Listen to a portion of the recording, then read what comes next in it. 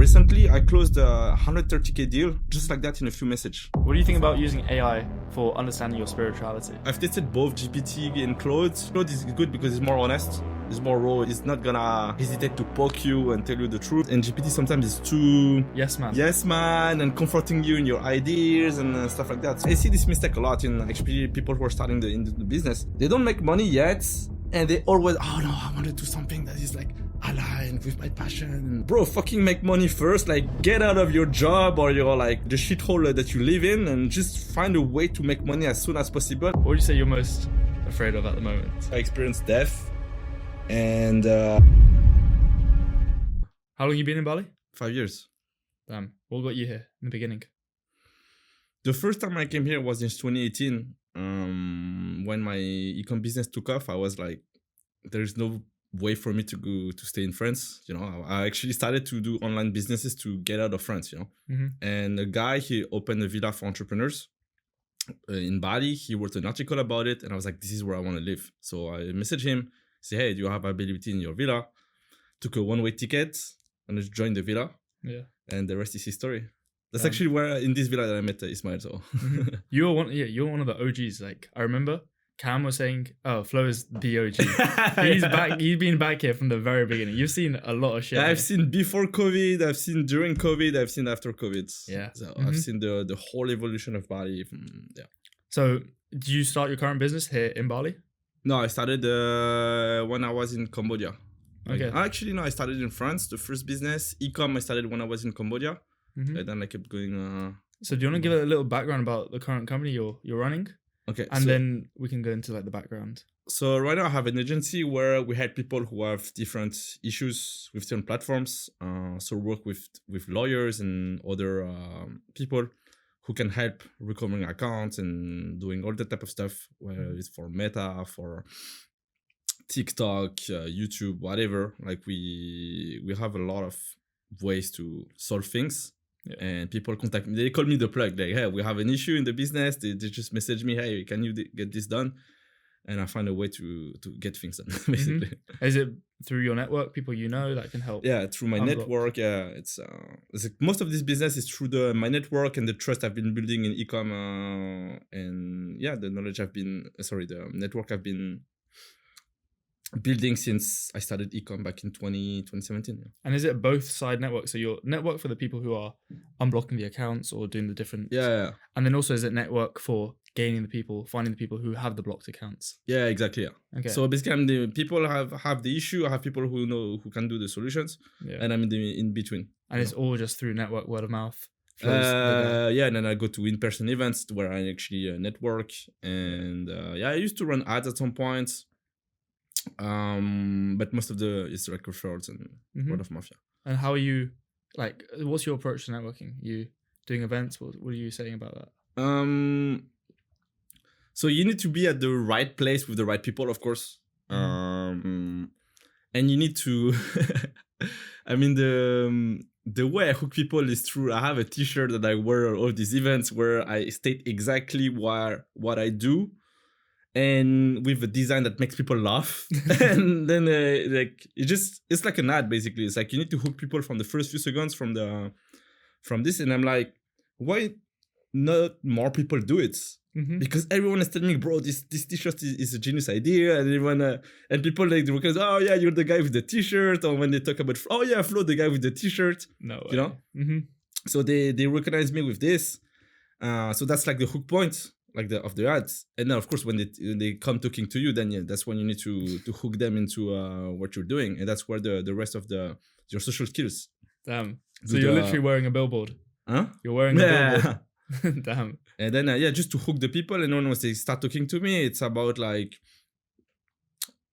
make them remember you, basically. So through your energy, your smile, the value you bring in, and really try to get to know them, like, okay, what you're doing, and try to crack some jokes here and there so that they really remember you, not like just here for the business aspects. And because people they see networking as, oh yeah, I want to go to these events, I want with these high level people, but if you come in with the mindset of being a leech, of like, oh, I want to make, like, and you put all these people on a pedestal, they don't want fanboys, they don't want like people to that. Yeah, they want people at the same level or people that can bring value.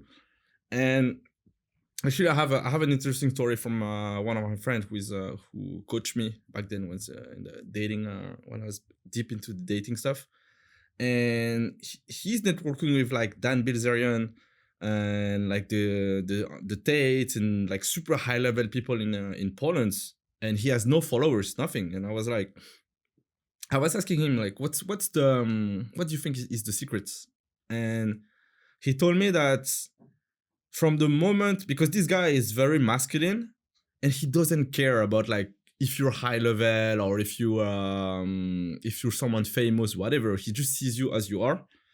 And he tells me he was thinking, it was a good question, he was thinking about it. He says like, I think they see me as someone who is at the same level as them in terms of like not giving a fuck, and also that they can tell that this guy is not here to leech or like try to get value. He's just being like who he is, very authentic, very raw, and they respect that. Mm-hmm. And he told me a story of so there's one of the highest guy in Poland who is like organizing basically the UFC but the Poland version, basically the Polish version. Mm-hmm. And so super high level guy, and everyone knows him in the country. And they live in the same building. It's called Zlota 44. It's like the highest level building in Poland. So he's still at the right place, you know. Like as I said before, you need to be in the right place where you can meet those people. And he was at his place because this guy was leaving his place, so they were organizing visits to, you know, for people who were interested in taking his flat. He goes into the flat. He sees this guy like super famous. Oh, everyone would be like, "Oh my god, this is the guy! Oh, I love what you're doing." He was just super chill, not saying much, and like he had a dog, and they were talking about dogs because my friend also had a dog, and you know they were just like super brief interaction. I think it was just a few minutes, just time of the visit, and he left. And then the guy the next day he invited him to like a private birthday party because he just felt in his vibe like, okay, this guy is the real deal. And my friend, he was like, he didn't care, so he was like, I don't know if I want to make it. And the guy was insisting like, no, please come, I want you to be here. And it was a private one with like this guy, him, his girlfriend, and a few other friends. So it was a very private gathering. And it's funny that just from a few minutes of interaction, and just from that, he was invited by one of the highest level guy in Poland at a private event. Yeah. Because he genuinely didn't care about like the value and that this guy was providing or whatever. He was just being himself, being raw, and like they could feel it in the vibe and the energy. Yeah, and what does that go to show? Is it like the law of detachment? Yeah. You take yourself out of a scenario. It's not really, you're not trying to gain something from it. You're just trying to coast through, see what happens. Yeah, so, especially with high level people, as soon as you get into the fanboy frame, it's over, bro. Like, yeah, you need to find a way, and especially that's why there's also ways to meet people. Because let's say you go to any, like they say a super high level guy is organizing a meetup with like his fans. It's not the best way to meet this guy. Like, you want to find a way to get introduced. Okay, you have a guy who happens to know him, and if he can introduce you to him, or if let's say it's a mastermind event where he's coming as an attendant and you're there as well. So the framing of like the context of where you meet the people is also very important. Yeah, and you've invested heavily into network, like going to the Capital Club, Luke Belmar stuff, Mike Chang's events and stuff. Like, what's your approach to it? Do you just try to sign up to as many things as possible, see what's happening, attend it? If I see, for example, for me, based on what I'm doing, like the affiliate world events are good events for me also. But for Capital Club, so I met Luke in Paris. It was one of his like dinner events that he was doing in Paris, and I was in Paris at the same time, so I was like, oh, I might as well go there and check. But the frame wasn't ideal because it was more like a kind of like fan meetup. Even though it was a paid event, it was quite expensive. Actually, it was 1K for a dinner, which is, but actually it's good because the higher the pricing is for an event, the more it filters out the people. So I went to this event, 1K, not everyone can put 1K. So I know Luke has a big fan base of like wannabe entrepreneurs or people who want to get started and don't have the money. But so people who already paid 1K, it was like, okay, they already have a business running or something. So I went there I had my t-shirt, and there was some e-com guys, and I met some really interesting people who then put me into some other networks, and from there I made money out of it. It was a very profitable event. I remember this event in Paris. So I met Luke there. We talked a bit. I told him I was living in Bali. He said, "Oh, we're actually doing the mastermind, the Capital Club this year in Bali. If you want to join." And I was like, "Oh yeah, let's send me the day, send me the info." It was 15K. And I was like, okay, is it worth for me? And I was thinking like, yeah, if people are ready to, and he told me there will be a lot of people doing e-com and high level people. And I know like with my services, a lot of people would need my stuff. So I was like, yeah, 15K for sure. I'm gonna arrive on that. So for me, it was a no-brainer to do it. And I was in Bali, so I didn't have to take the plane to go to a different country and all of that. Yeah. And it was, yeah, like people I met, not only from because then I met some people, we did some deals together, we made good money out of it. But not only that, I made like really good friends. I had an amazing time there for 1 week, and I'm still talking to a lot of these people that I network with in this event. It was a great event. And I was wearing this t-shirt again, and people were laughing, and then they're like, "Bro, this is like." Is that the t-shirt that you wore at our event? Yeah, the Mark Zuckerberg. Yeah. Is it okay? Yeah. Mm-hmm. You made it yourself? Yeah, like it was with my ex. We worked on the design to make it fun and like make people like hook on it from the moment they see it. And also like with the colors, the style of the t-shirt, because like they wear a t-shirt, but there is like no style on the t-shirt. And my ex was a stylist, so we're thinking about ordering t-shirts from different like brands, Zara or H&M, or with the right colors, and then print it exactly the way it should be. And yeah, it was a hit. From the moment I started wearing this t-shirt going to the events, it was a hit. So. I remember at the event, like, oh, the guy with the t-shirt. It's a good strategy. I've never heard someone that does that before. That's pretty powerful. And so, okay, I imagine the Luke Belmar event, the Capital Club, paid for itself. Yeah. Many times over. Yeah, it was a great time. Yeah, on top of that. And then how do you find more events like that to get into these cool rooms? True. So basically, like you start networking with those people. And then you make friends with them, and they're gonna tell you about this event, or for example the Mike event, because Mike was a speaker at this event. And I was like so fan of like what the value he was sharing. I was like, wait, I need to learn more from this guy. And then he had his retreat. I was like, yeah, this one was more for myself, more than business. Yeah. But it was really good too. And then sometimes you get invited to, for example, I know you invited me to your like private mastermind event that you did a few weeks ago.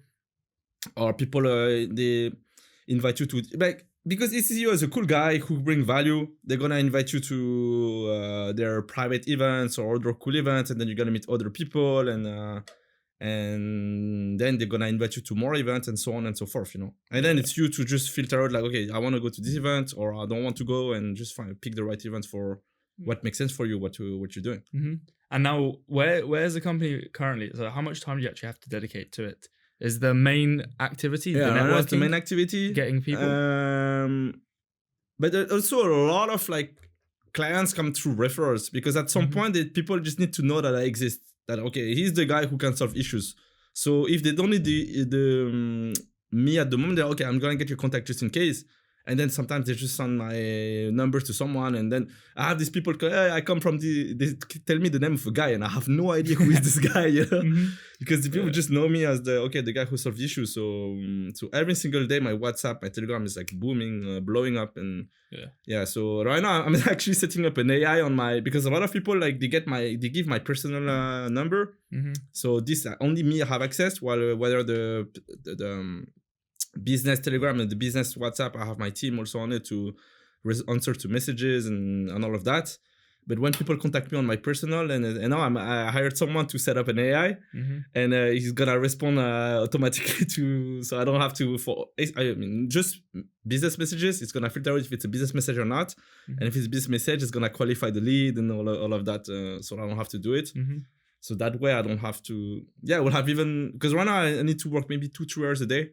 On that, just like maintenance, it's just messaging people, messaging people, and checking with the partners and all of that. But we'll have to work even less, and also like I have a lot of like different services I can push more, and I'm trying to also implement a CRM, because I have so many people on my WhatsApp and Telegram, but I need to find a way to broadcast, and like anytime I have something new, just like message like, hey, I have this new, and people can know that okay, he can do this also too. Mate, that's exactly what I've just built up literally 2 weeks ago for myself. Yeah. Like, well, I connected my WhatsApp to it, and now it's just organized everything, all the thousands of messages, just got everyone like, this is a lead, this person you can follow we need to talk about it afterwards. It's so valuable. It's I exactly see what you mean, because most of the day I'm just responding to WhatsApp messages. Yeah. That's the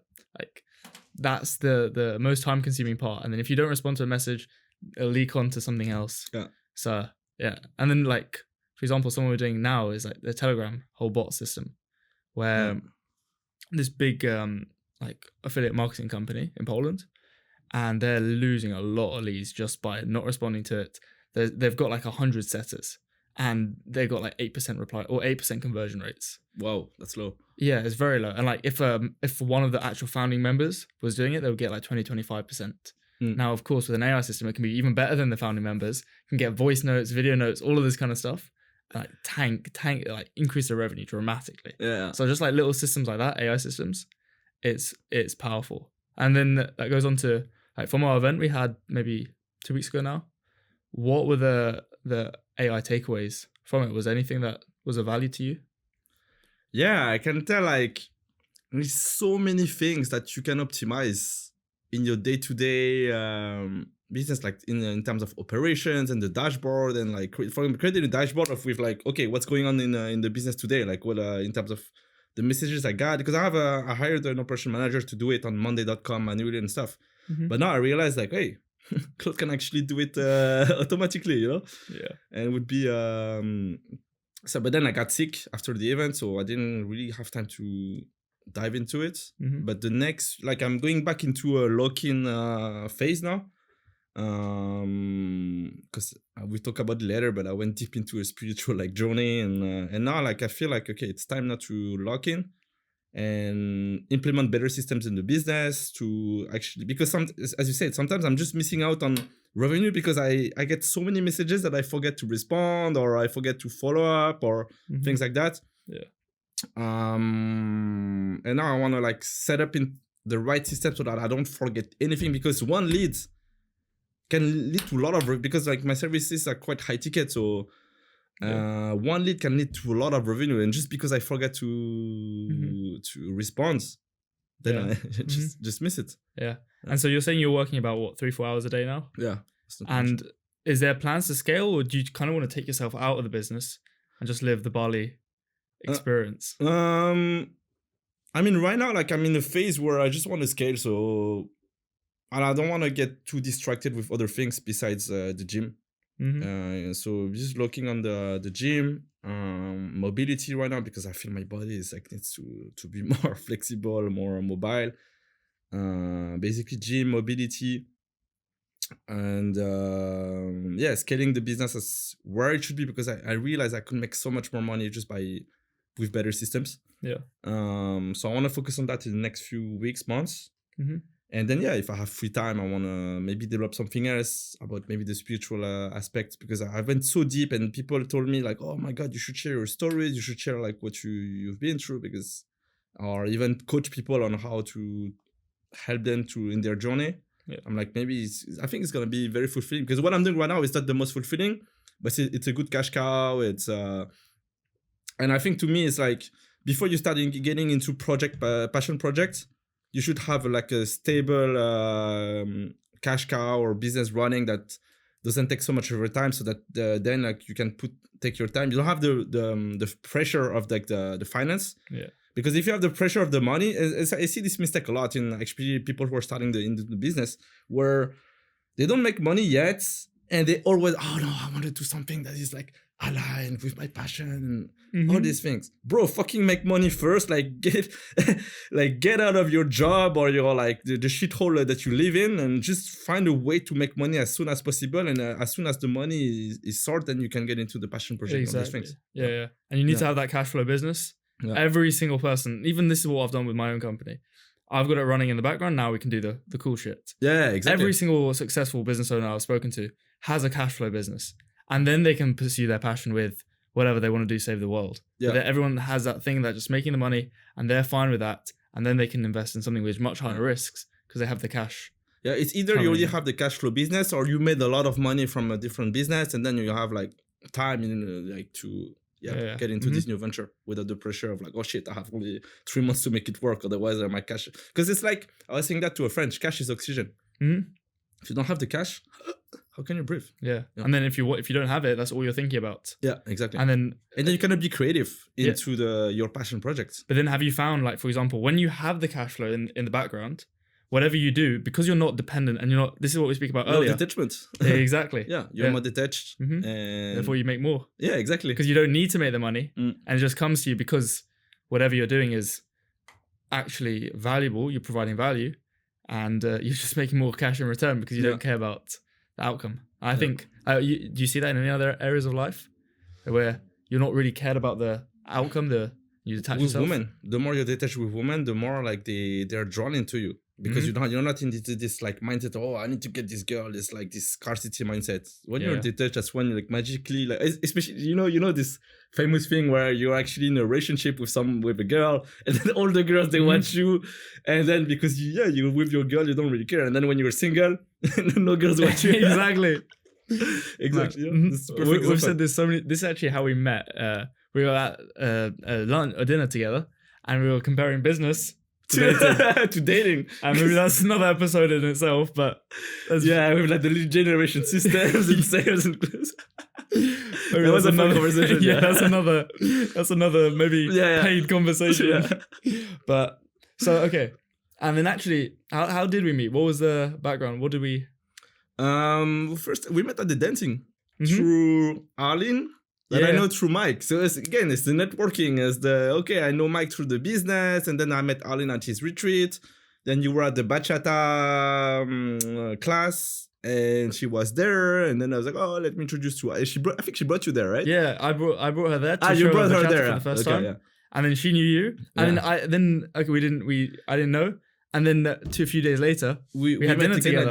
And then we went Simon's birthday. Exactly. Yeah. And then it was my first social. Yeah. So, and then the rest is history. It's funny from just one connection, because it's one thing to you connect with the people, but how deep you connect with the of course you cannot connect deeply with everyone, but sometimes you just met some people and it just clicks and But don't you feel like that's Bali as well? Like there's a kind of pull.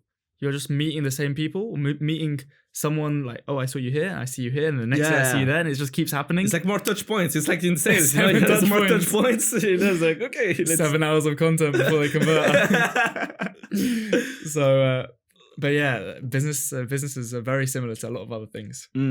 But, and then, okay, so we did the bachata, we met each other through there. How long, what has been the process of being here in Bali for you? You've been here for a long, long time. How have you found it? And then what is the benefits of living here, basically? Okay. So the first time I told you I was in 2018, 2019. I was living there for a year. I fell in love with the island, the lifestyle. And then I was with my ex. We decided to travel a bit more. And then when I broke up with her, I decided to come back to... It's Ismail actually who convinced me to come back to Bali. So we can work together. It was end of 2020, December 2020. Yeah. And I lived in 9 different countries. And honestly, there is no place like Bali. I mean, at least for me, like some people, they prefer to live in Dubai, or they prefer to be in Europe or whatever. But for me, Bali is my place. Because of the, as you said, like you can network so easily with people, and if you're in the right, but of course in Bali you have a bit of everything. You have, so you just need to be in the right circles, and anyways, if you always attract people that you vibe with, so you will naturally attract the people that belongs to your circle. Let's say, So and you feel like you're gonna stay here for a lot more. You feel like You feel it's everything is very convenient here. The cost of living, you have a maid who like do all your cleaning and all these things. You have the Gojek, super convenient to deliver food. I even have a meal plan services where every day I have my food delivered cooked by a chef and delivered according to exactly what I want for my macros and all these things. It's close to the nature. I like to be in the nature. The spirituality in this island is very strong also.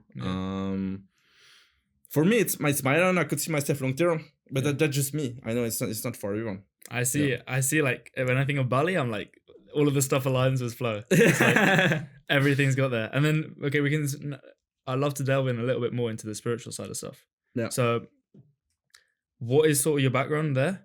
I know there's probably a lot to uncover here, but what have you sort of been learning at the moment? What was that trip you were talking about last week? So my background is, I grew up in my background, I'm a Cambodian. You know, I was born in France, but my parents are from Cambodia. And my family is Buddhist. Mm-hmm. So we went to the temple and do the celebrations, but I was never really practicing it or believing in God or any of these things. I was just very rational, very scientific.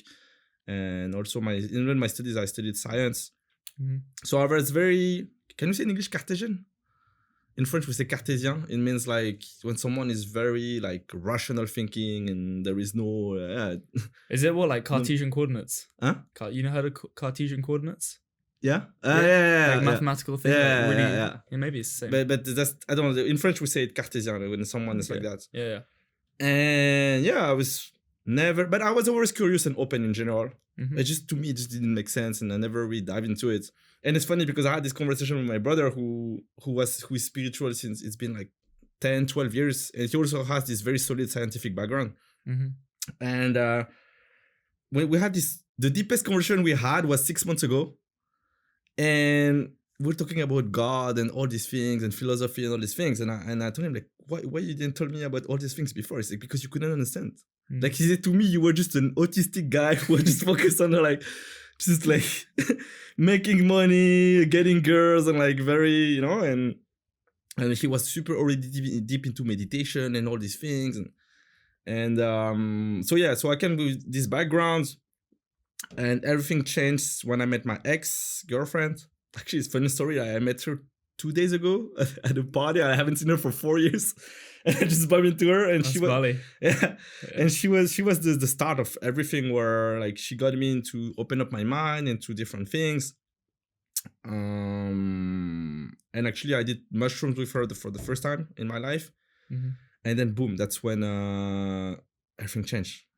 I understood like, oh wow, there is something deeper than just like this material wall and there is more to it.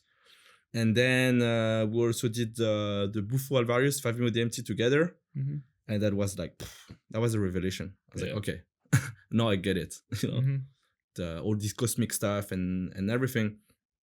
And then I went really deep into, you can ask me any questions about it, but I went really deep into all different practices, whether with substances or without, whether you call this like breath work, Kundalini activation, theta healing, hypnosis, or all the, the woo-woo stuff that you can see in Bali. Mm-hmm. I was like, okay, I just want to test everything, see it for myself, and using my rational like background to question everything. Not just take the things for okay, because a lot of people they just take the insights they got, or they get super high and they get these insights and they see it as absolute truth.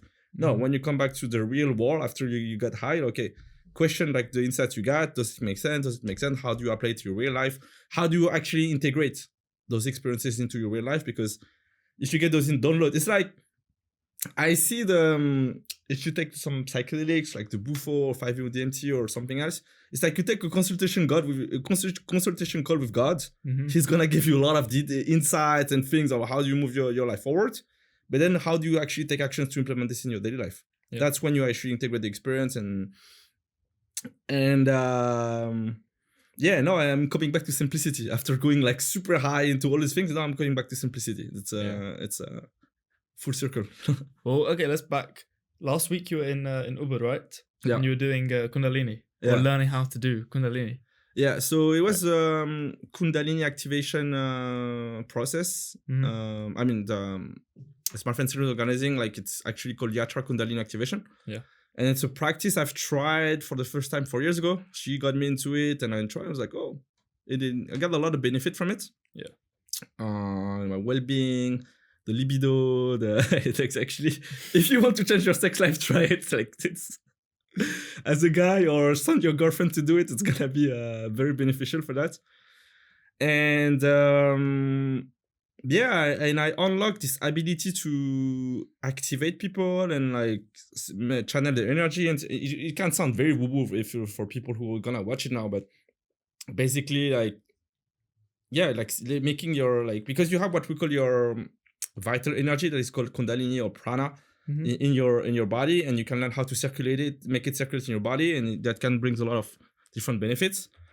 And yeah, so I developed this activity to channel the energy and activate people, and like crazy stuff happened when I did it on people. It happened because I did the mushroom trip like a few months ago, and it just unlocked. And I wanted to go deeper into this practice, so I decided to join this training by my friends.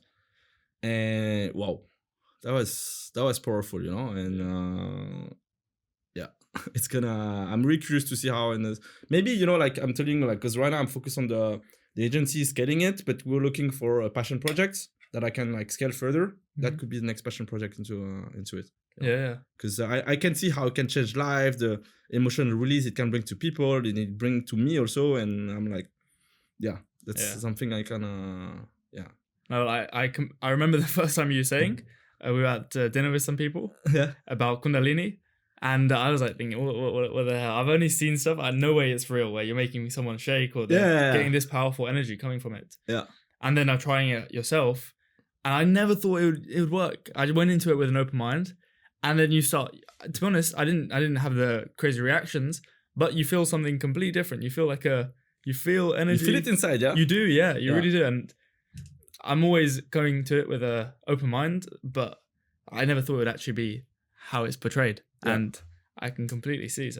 And actually, that's where I can feel my because, you know, as I said, I come from a business background, Russian background, with a lot of guys around me, e-com stuff. They're not so into it, but if they see that I talk about this seriously and they know my background and everything and who I am, then I'm like, okay, maybe I want to try with this guy, and they can relate more to doing it with me than with a girl who looks more like, you know, in her energy, in the clouds, like in the clouds, like they're not gonna relate to that. And me, I'm telling you, hey, bro, this is gonna change your life. It's gonna help you to make more money, feel better, stuff like that. Would you do it? Okay, boom. And then I just. So what's the connection then with your spiritual practices, all the stuff, the Kundalini, LSD, everything, and then how does it relate to business? So for the first thing is well-being. So if you feel better inside yourself, your nervous system is regulated, then you're just gonna be more productive. You're gonna make better decisions. You're gonna be more productive, work more efficiently, and ultimately, because as a consequence, you're gonna make more money. You're gonna attract the right opportunities and things like that. Yeah. So I can tell from the before I was spiritual or into all these things, and now, it's completely different. It's like even the money. It's like, because money is especially when you get started in the business, you can have a lot of limiting belief around money because of your upbringing, your childhood, and and how people around you treat money in the society. So you can have a lot of conditioning and limiting beliefs around it. And sometimes you have some people, they keep working on money, they make a lot of money, but they keep like having this feel, this is not enough, I need to do more, because there is something internal about the money limiting belief or something that they haven't solved. And that's when getting into these practices can help you like just liberate this like pressure that you put into yourself to try to make more. At some point, just bro, like you have enough, like you do it out of like to compensate for something instead of like doing it from an expansion point of view. Yeah. And I want to say something else about this too. I forgot. Maybe we'll come back. Have you seen a revenue increase or like a time, like the time correlation to revenue increase since you've been? Yeah, revenue increase for sure. Yeah. Is there like a percentage increase, like a 5x, 1x? I can't really quantify it because it was kind of like progressive, but it's just a matter of, for example, recently I closed a 130K deal just like that in a few messages. And I was like, okay, that's a lot of money, it's great.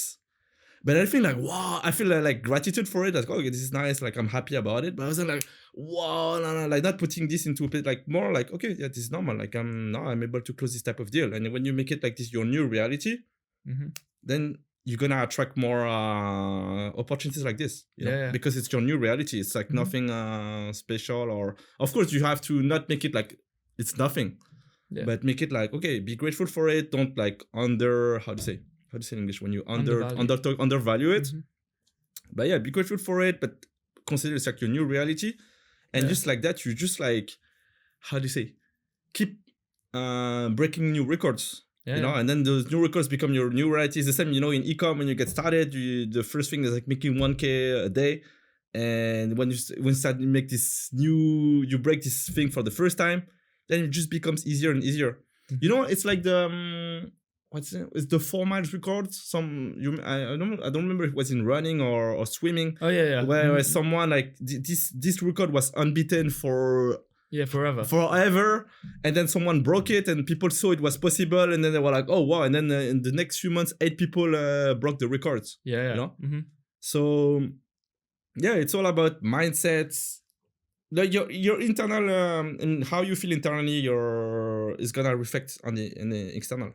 So it's gonna affect in your business and everything. So of course, if you have a lot of stuff stuck inside you, limiting belief, blockages, trauma, whatever, conditioning, stories you tell yourself, then it's not gonna help you for your business or anything else. So. Yeah, and it goes back to, it's like, business is not business. Business starts with the self. It starts with yourself, because you're the one operating the business, or you're the one working in it. And therefore, like, you've seen this so many times. If you pedestalize something, this 100K, 200K deal, I can't obtain it. Then of course there's so much mental barrier up there. It's the same like putting I don't want to relate everything back to dating and women and business and women, but if you put that girl up there on the pedestal, like, oh, I'll never get her, then you'll never get her. But then she's out of my league. Exactly. I don't deserve her.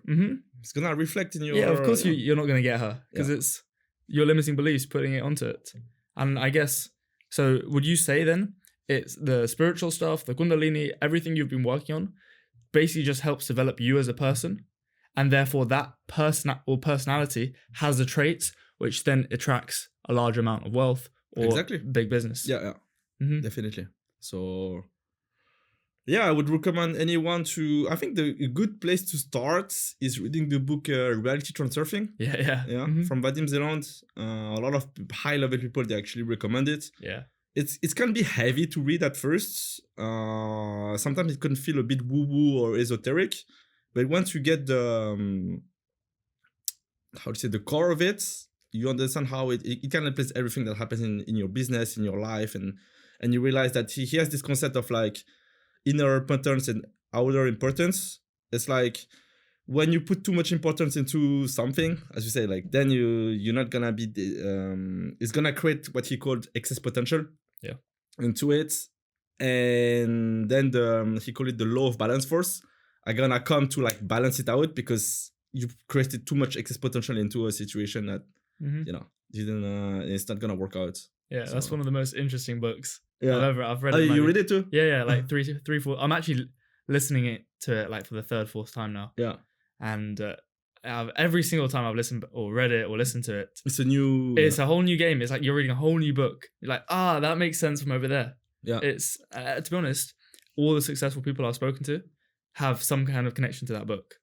It's like the Bible of entrepreneurship, spirituality, the intersection between the two.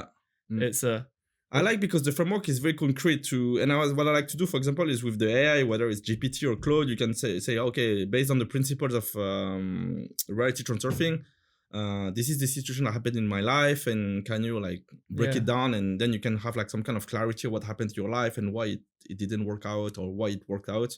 And it's a good framework to... What do you think about using AI for understanding your spirituality? But you have to prompt it well. And you have to make sure that, I think Claude is... I've tested both GPT and Claude. Gemini, not so much, but Claude is good because it's more honest. It's more raw. It's not gonna hesitate to poke you and tell you the truth. And GPT sometimes is too... How to say? Yes, man. Yes man. Yes man, and comforting you in your ideas and stuff like that. So it's really depends on how you prompt it, and you need to make discernment. Is that how you say in English? Yeah. You need to discern like what he's not taking everything that he's saying for absolute truth. But yeah, if you say like, okay, like be honest, don't hesitate to play the devil advocate. I like to add this in prompt, play the devil advocate to my situation. And for example, this morning I was reassessing the whole concept of manifestation, because I think there's a lot of bullshit around it. And I started to just put just speak to Claude, and I compared both GPT and Claude on that, and just spoke like my vision of manifestation and other things, and the limits that I can see from the people talking about it on YouTube and all these things. And he helped me to like structure better my thoughts, where there was some lack of coherence, where it was coherence and everything, to come up with a framework. And I'm like, I can make a video about it, because it will clear a lot of bullshit and about all these things, because people say a lot of shit about that. It just sometimes it triggers me to see this. What people say on YouTube. Like, what do you think the most common misconception around spirituality and business is? Common misconception? That's a good question. But most people feel, because that's the thing, it depends on the messenger. So you see the messenger, like they use this type of like how do you say, vocabulary of like love and wisdom and the light, and like very esoteric languages. And of course, if you see that, and you see also the messenger, they don't actually embody what they preach, then it's the same in business. Like, oh yeah, I'm gonna teach you how to make 1 million per month, but bro, it's like this guy is not doing it. It's not gonna be believable. So I think it's a matter of the and actually there are some really good people you can follow on for example, the guy I love to follow about that is Danko. Because he's good, because he's successful in business. He's also very spiritual, and he talks without all this like nonsense woo-woo bullshit. So yeah, if you, let's say you're into business, you feel, oh no, spiritual is not for me, whatever, it's just like you haven't found the right messenger for that. But if you check Naval Ravikant, if you check as I said, Danko, who else? Do you have other guys in mind? Mike Chang, for example. Mike Chang. To be honest, a lot of the big successful people are very spiritual. Like, for example, I didn't know this until the other day, but what's it called? Electional astrology. No. So I only heard this the other day, but apparently there's this where certain days are dependent on certain alignment of the stars, astrology, and then that has different correlations to yourself and then your business and the current goals that you want to achieve and everything. So there's actual people who map everything out and be like, this is the best day for your certain business launch here.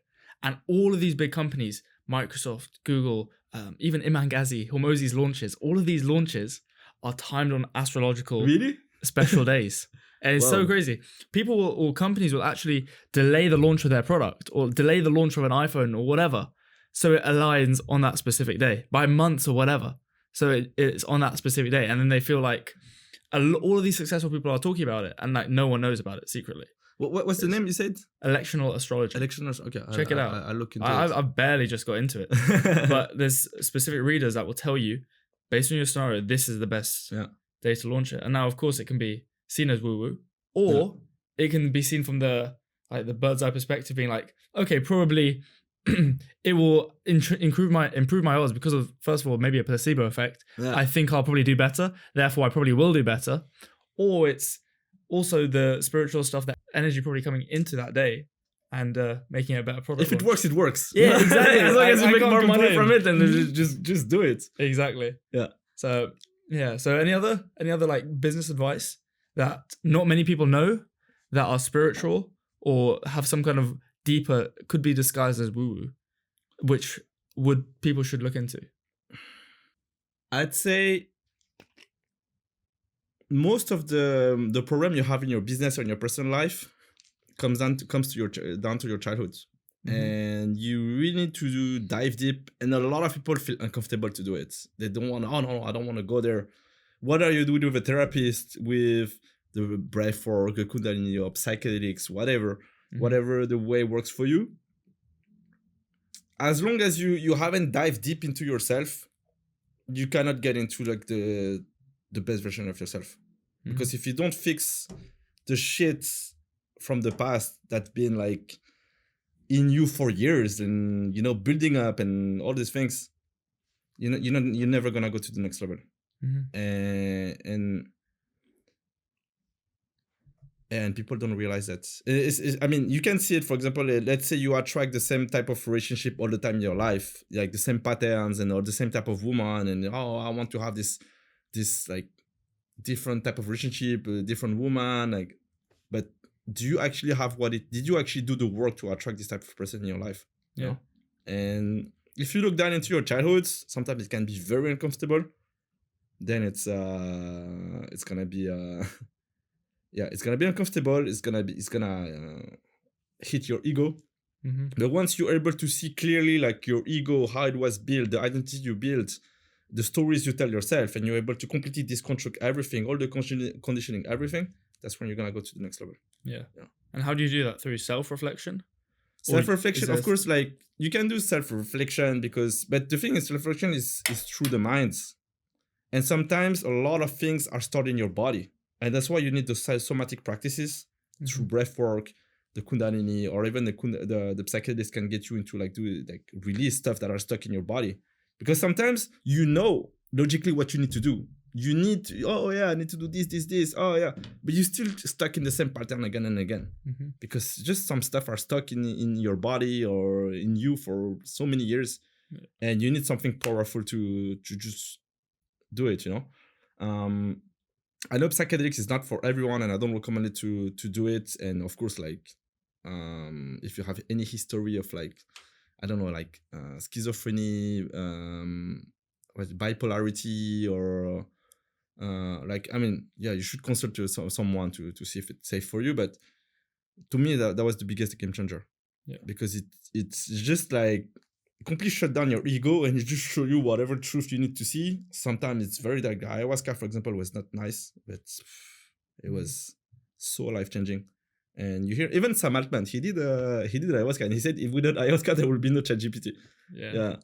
So and a lot of Mike Tyson, he did 5-MeO DMT. He said it changed his life. Even Tony Robbins said the 5-MeO DMT was his most beautiful experience of his life. So I mean, if all these high-level people did do it, just open yourself to it, and just, of course, make your research to make sure it's safe for you and all of that, because it's definitely not for everyone, and I don't recommend it for everyone.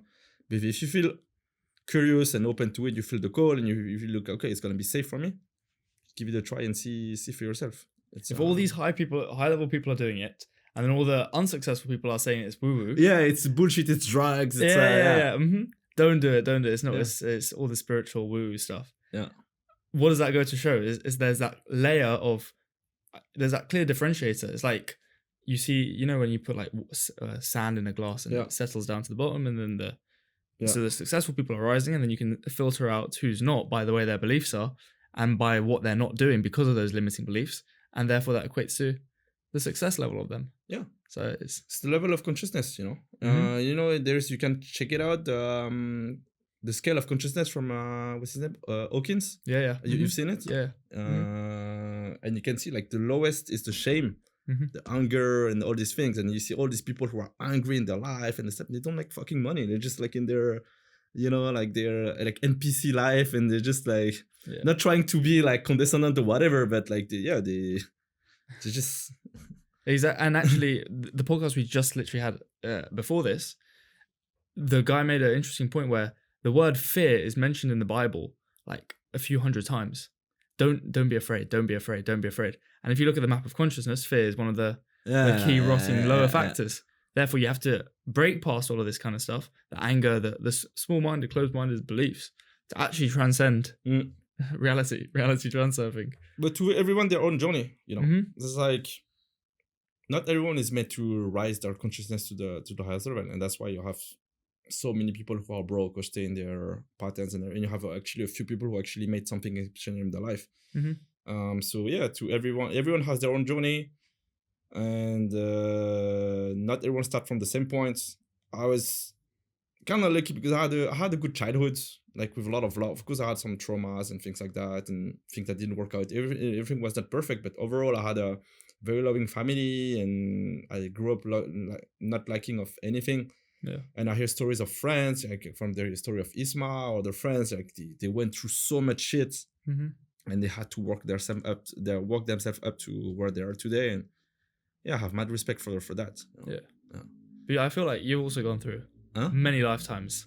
Yeah. Yourself, and let's touch on one of them. For example, I've seen. You actually showed pictures of when you were much younger, and then pictures of you now. You can put the picture in the video. We're gonna edit that in, and that's probably one of the craziest transformations I've ever seen. Yeah. How did you embark on it? What started it, and then how did you make it? The first like thing for change was woman. It's like when I remember I got friend zoned by this girl, Irish girl, when I was in school, and I was like.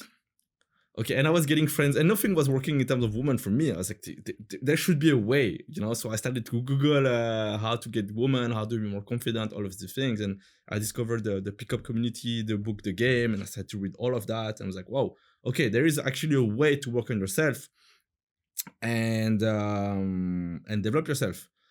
But then again, if you just read the stuff, but you don't actually take into action to actually change your life, because I see that a lot in the pickup community, where a lot of intellectual masturbation, where they just read a lot, they terrorize a lot of things, and I see it also in the black pill thing. You have like this, they look like shit, and they do videos about YouTube. They trying to give you dating advice and about women, all these things, and the black pill, red pill movement, whatever.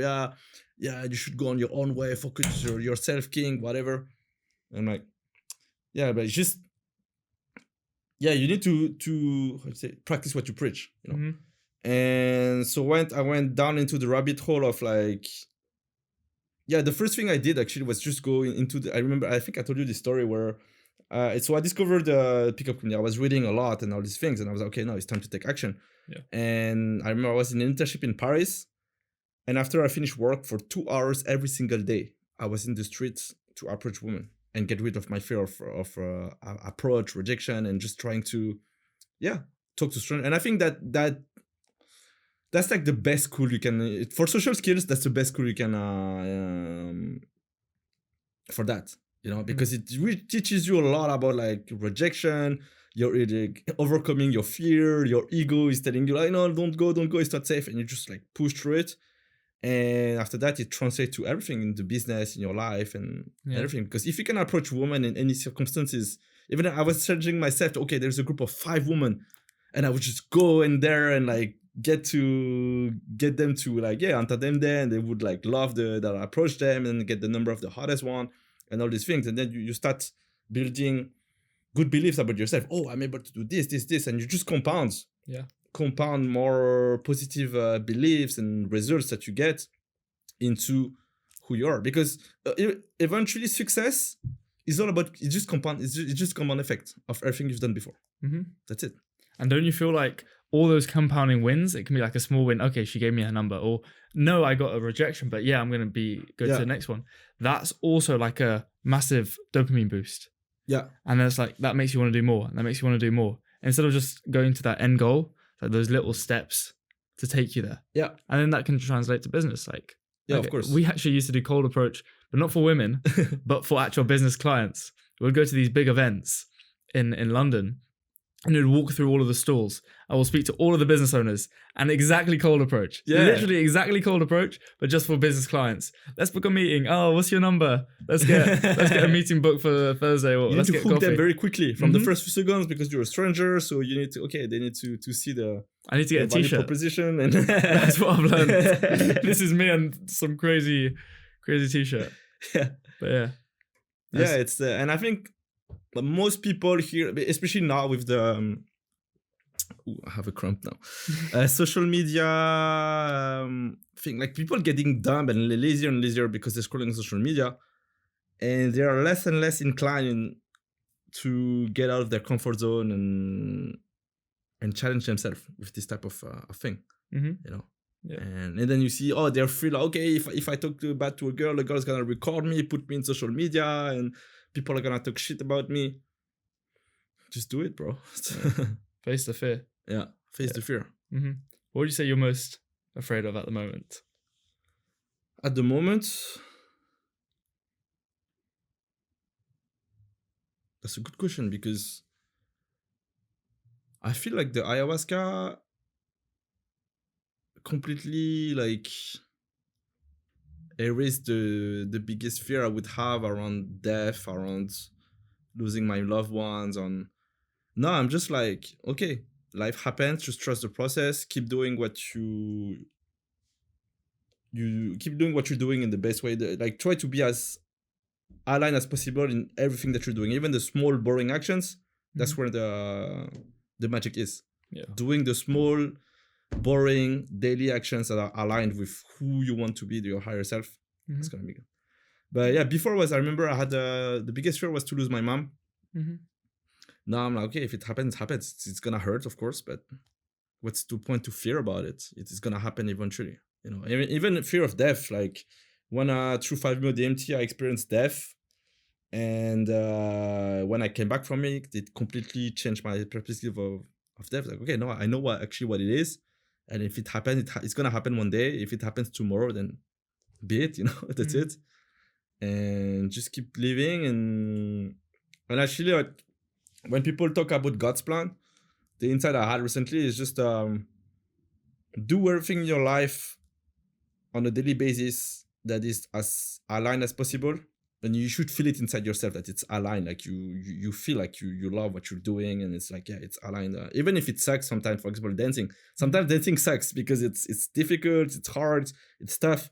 But deep down inside you, you know you love it. You want to be good at it, and you just keep persisting, keep pushing, and God's plan is just gonna present to you like the best opportunities, the right people, and everything that you want in your life, just because you're aligned with what you're doing. Yeah. And what's your plan for the next few years? Where do we see Flow going over the course of 5, 10, 20, 50 years? I have a clear vision of the the man who has it all, kind of like he's like super fit, super rich, business doing good, his business is doing good to the world, he's giving back to the world, he has a family, amazing wife and kids and all of that. And I realized that if I want to get to that, it's happening actually now. Every single moment that you in your life, like, try to just align what you're doing in your daily life so that it aligns with your bigger vision of yourself. And that's where I see myself, and I just have this vision, and I don't know how much time it's gonna take. And actually, it's not actually the goal, because then you just embody the person, you just are this person, and just keep doing what you're doing. But for example, I feel like I haven't maxed out yet my potential in terms of physics, fitness. And if I want to be this like best version of myself, I need to do it. Yeah, it's just like every single rep that you do at the gym is getting you closer to this goal, and you just keep every good choice you make with your diet and all of that is getting you closer to that. Yeah. So it's I cannot tell you a very like concrete vision. I just have this vision, like, okay, I want to kind of like have it all, and I just need to do every single day. Like, I just feel like, okay, I just need to go to the gym, just keep working on my business, keep doing what's aligned, and keep doing good to people, and eventually it will come. Yeah. Nice. That's it. And then to wrap up with everything we've spoken about a lot of big levers people can pull in their business, in their personal life, spiritual, to have a massive dramatic impact. Like, for example, you're saying the spiritual aspect, getting deep into that can improve the business aspect. And if you're stuck in a place, you should maybe try out something new, try out Kundalini or whatever. So what would you say is the 3 takeaways we can leave someone who's finishing off this episode to say it's going to have the biggest impact for their spiritual life, their business, and their self? The first thing is, I would say first is the work on yourself. And even if you need to go through therapy, or because people can feel some shame around therapy, like, oh no, I don't want to do that, but yeah, the biggest blockage in your life usually comes from your childhood. If you've never done any work on yourself, it comes down to your childhood trauma from the past, or I don't know, if you were beaten in your past, or your family didn't take good care of you, for sure it's gonna leave some mark. And if you never did any work, that's where you should start going. The first thing is go deep into yourself if you want to reach the next level. The second thing, I'd say doing what aligns the most. And because I realized that when I do things that are not aligned, life is gonna give you feedback, friction, a lot of obstacles and things that to make you understand, hey, no, this is not what you need to do, And sometimes people keep pushing into that. And you need to make the difference between, okay, this is hard, this is for a business, it's hard, it's not always easy. Sometimes you just want to give up and you're like, oh, fuck, it's not, you're not getting the feedback that you want. But if deep down inside yourself, this is what you want to do, and you just keep doing, But at some point, you also need to find the balance. Okay, I've been working for a lot on that. Maybe you're not working with the right vehicle. You need to change the vehicle to fulfill your goal, whatever you want to accomplish. And the third thing for the networking, I would say, always think about how can you bring value to the people. Don't put people on a pedestal. Very important. And try to also genuinely get interested into people in their life, not only about the business side of it, but just genuinely get to know the people, actively listen to it, because you always have these people who you say something and they always find a way to get it back to them, or they don't actually listen. No, just listen to the person, like, oh yeah, okay, how did you get there, and the people love to talk about them, so they will remember you just for that. If you just listen and don't try to bring your ego, yourself into the conversation, people are gonna love you for that. So that's, I would say, that's the top 3 tips from today. Hey, one of the most unconventional but wise guys I know here. It's honestly a pleasure to have this chat with you, and then have met you along the journey here in Bali. Thank you for the invitation. Thank you so much, Flo. Yeah.